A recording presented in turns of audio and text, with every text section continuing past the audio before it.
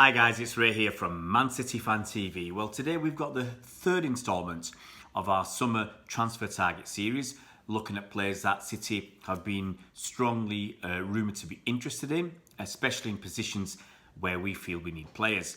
And today I'm going to talk about Matthijs de Ligt.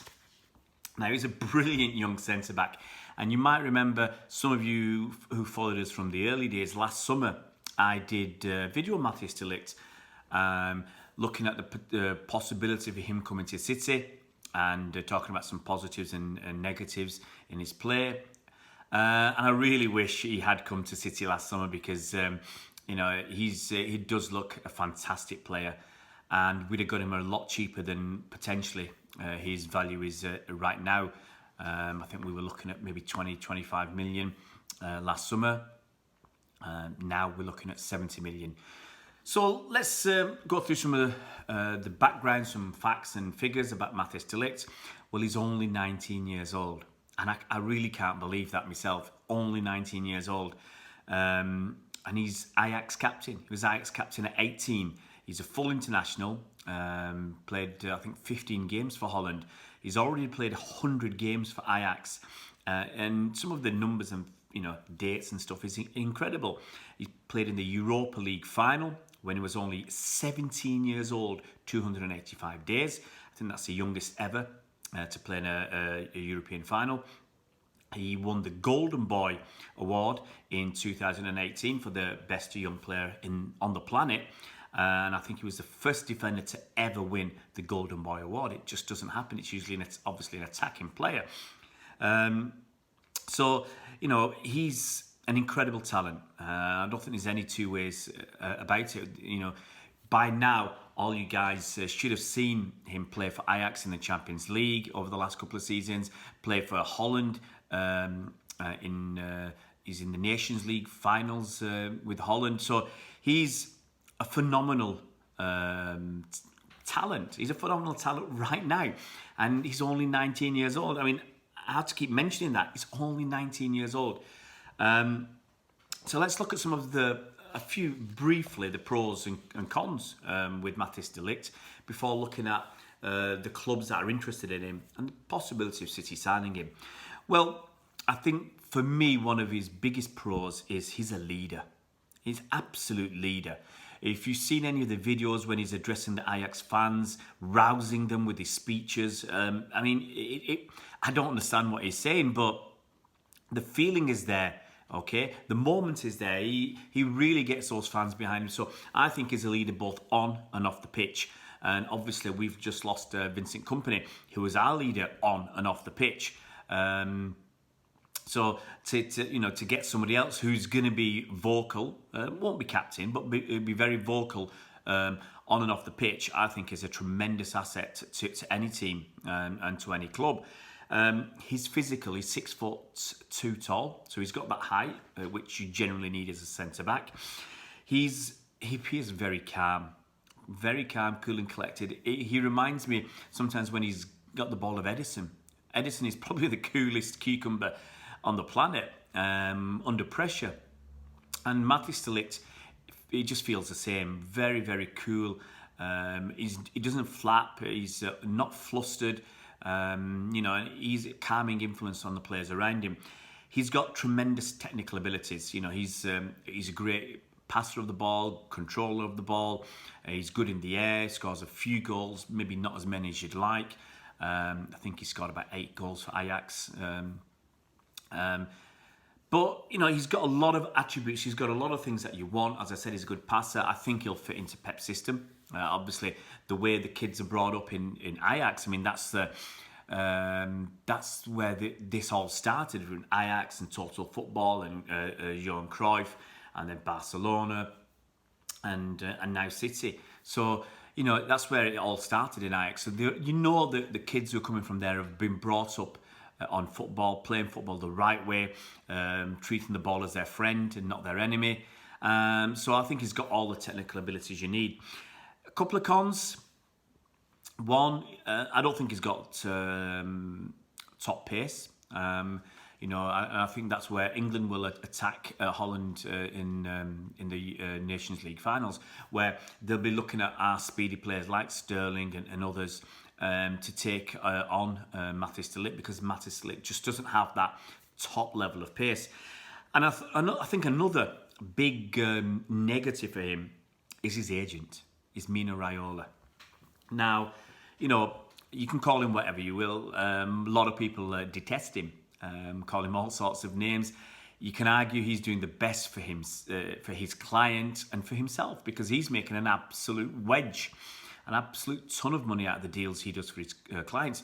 You can argue, as I said, he's getting the best deals for them, but he's also getting the best deal for himself. I mean, look at the Pogba deal. I mean, that was rumoured. I mean, United paid about 90 million for Pogba, and it was rumoured that they paid 20-25 million up to that sort of number to Raiola for doing the deal. That's absolutely, it feels and sounds scandalous.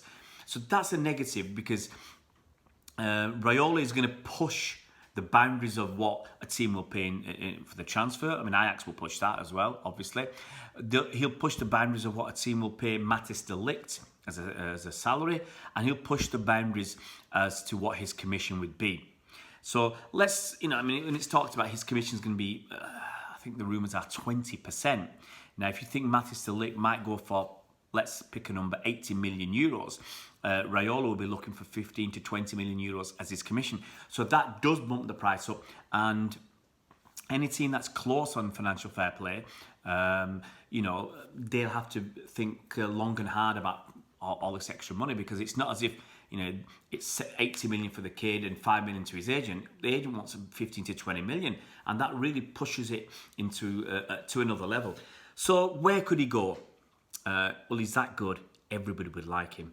But, you've got to look at the realistic possibilities. Now, he said in the past that obviously the Premier League and Spain, top leagues, but he's also said that they're not the only options. There are options, let's be honest, in Germany and Italy. So let's start with Germany and Italy, go on to Spain, and then go on to England. Germany, only one option, Bayern Munich. Obviously a top club. They won the Bundesliga, is it? Several seasons on the bounce. I mean, that many I can't even remember. Same as Juventus in Italy, they won their Serie A for so many years on the bounce. Is it 7, 8? I mean, it's just been loads. So if you look at going to Germany or Italy, he's probably going to win the league there. Is he going to win the Champions League? That's another question. Is he going to win the Champions League there? Because let's be quite honest, Juventus and Bayern Munich haven't done it in the Champions League in recent times. And they don't look like they're going to be the challengers. The challengers look like they're going to come from England or Spain. But Bayern Munich, have they got the money? I mean, they just bought Hernandez for 80 million euros. And they're always whinging about not having the money and players being priced too high. And they're trying to buy, apparently, Sane from us, whinging about that as well. So have Bayern Munich got the money? I'm not so sure. Juventus probably have the money. But would he go there? You could argue he'll get playing time, because Chiellini's about 34, so he'll be retiring soon. I'll take a back step. Ronaldo's in his mid-30s. Will Juventus be a dominant force in European football? Because let's be honest, wherever Matthijs de Ligt goes, whichever team he goes to, they will already be a dominant force in their national league. And so probably he'll be looking at two things: how much game time is he going to get for whichever club he goes to, and whether they're going to be a force in Europe. And I don't think Bayern Munich and Juventus are going to be a force in the next 2 or 3 years. So if we say probably he's not going to go to Germany or to Italy, then the next place we look at is Spain. Well, he's not going to go to Real Madrid. That's not that kind of football that he want to play, and Real Madrid are spending a shed load of money already, and are they going to have any money left for him? So the obvious choice in Spain is Barcelona, and they've got a connection with Ajax, because a lot of Ajax players over the years have gone to Barcelona. They've got a couple of players there at the moment. Frenkie de Jong's going to Barcelona. I mean, he did that deal a couple of months ago. And obviously the links with Cruyff, Messi, everybody wants to play with Messi just about. So there's a big draw for Barcelona. Have Barcelona got the money to be able to afford to pay for the transfer fee of 70-80 million euros or even more, and to pay the sky-high wages that Mina Raiola is demanding for Matthijs de Ligt, and to pay Mina Raiola's money as well? So that's I'm not so sure, to be quite honest. I mean, they need to get some replacements in. There's rumoured that they're looking at another striker, another couple of players. And, you know, I mean, the way they performed in the Champions League to get knocked out by Liverpool, there's going to be some changes at Barcelona. So, but I'm not sure whether they've got the money. Who else? Don't forget PSG. PSG got a shed load of money. So PSG could be another destination. He'll win the league. But are PSG going to challenge in the Champions League? I really don't think so. And they've not really challenged so far. So who's left? Where's left? Basically England. So 3 teams, in all honesty. I mean, despite the links between Ajax and Tottenham, because they've taken quite a few Ajax players. I mean, Davinson Sanchez came from Ajax and he's a defender for Spurs. I think Toby came from there, Vertonghen, possibly 1 or 2 others. I think they got Klaassen from there as well. Not so sure, but there's quite a few players have come from Ajax to Spurs. But right now, are Spurs going to be challenging for the Premier League? I don't think so. Champions League? I don't think so again. Are they going to bust their wage structure to pay for him? No chance. So I think Spurs is a no-no. I'll move on to United. United certainly have the money, and it's rumoured that they've offered an absolute, barrel full of money for Matthijs de Ligt. And Man United, as we've seen when they paid for Pogba, they're happy to pay the transfer fee. They're happy to pay the agent's fee. They're happy to pay ridiculous amounts of money for the players' wages. I mean, we're seeing that with Sanchez getting 400 grand a week, Pogba on 350 grand a week. So United are willing to pay the money. But from Matthijs de Ligt's point of view, is he going to get game time? Obviously, he's going to get game time because they're rubbish. Is he going to challenge for the Premier League? No chance. Is he going to challenge for the Champions League? Well, they're not even in it, United, so no chance again. So you're left with 2 clubs. You're left with, I'll talk about Liverpool. Now, Liverpool, obviously they've got Virgil van Dijk. He's a very, very big draw. And it'd be a pairing of, it'd be a club pairing that's centre-back, Virgil van Dijk and Matthijs de Ligt, and for the Dutch national team as well. And you can't argue. I mean, will Liverpool be challenging for the Premier League next season? More than likely. Will they be challenging for the Champions League next season? More than likely. I mean, you can't argue. They won it this season and they were finalists last season. So they've got that recent history in the Champions League, and you've seen they pushed City very close with 97 points this season. They'll challenge for the Premier League title as well. So that, and the rumours are that they're willing to pay the money. So, the way, if I was Liverpool, I'd say I'd try and get him, because if you can keep making those incremental steps, getting someone like him is better than what you've got at the moment, whether you play Matip or Gomez or Lovren. Matthijs de Ligt is miles better, tenfold better than any of those players. So you'll be making a step forward. So you can see Liverpool steps forward where they've got those good attackers in Salah, Firmino and Mane, and then they made a step forward with the Virgil van Dijk in defence, and then the keeper, Alisson, and so they keep making these steps forward, and Matthijs de Ligt would be a huge step forward for them again, and so they will definitely be challenging over the next few years. And then we got City. Well, what have City got to offer? City got Pep. Pep is the best manager in the world. And for what Matthijs de Ligt wants, will we be challenging for the Premier League? Of course, we've won it for the last 2 seasons. Will we be challenging for the Champions Leagues? We should be. In all honesty, we should be. And we've let ourselves down over the last 3 seasons, but we should be challenging for the Champions League next season. And Pep is the man. The way City play football is the way that Matthijs de Ligt should be wanting to play football.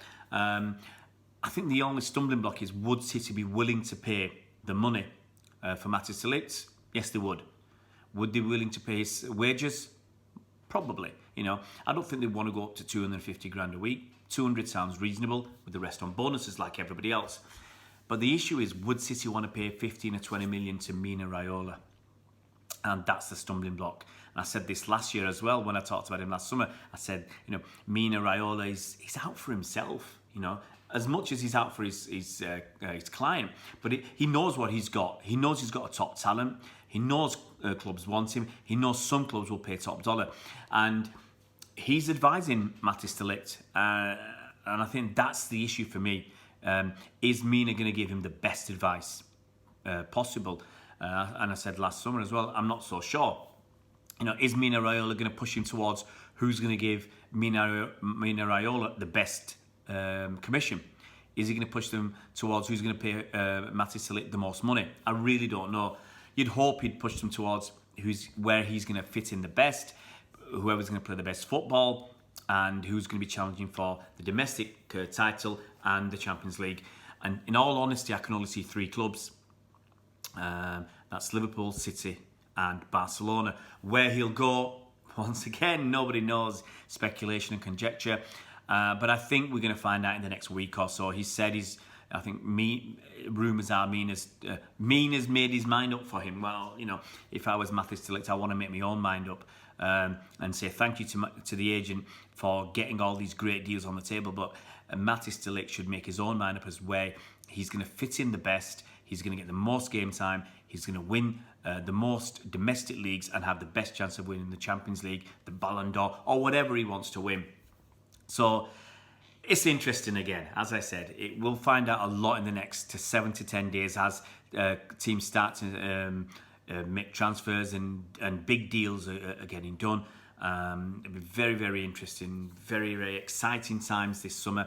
You know, we need to move on, and I really think Matthijs de Ligt will help us to move on. How that would affect someone like Stones, because you'd expect Matthijs de Ligt to play ahead of Stones, or and would we then use Perm 2 from 3 with Otamendi as a 4th choice if Otamendi stays? I mean, there's a lot to think about at City, but we'd welcome Matthijs de Ligt with open arms. You know, if he said he was signing, I tell you what, I'd drive him here myself. I think he's that good. I think he's got the potential to be at the top level for the next 15 years. You know, he's only 19 years old. You've got to remember that, and he doesn't suffer too much from injury. So he's a fantastic player right now. He's got the potential to be one of the best in the world for many, many years. I want him at City. I hope we get him, and we'll find out in the next, hopefully, week or so where he's going. Guys, if you haven't already subscribed to our YouTube channel, it'd be fantastic if you could do so. Just click that subscribe button, hit the bell icon so you're notified as soon as new videos come out. See you around, Blues.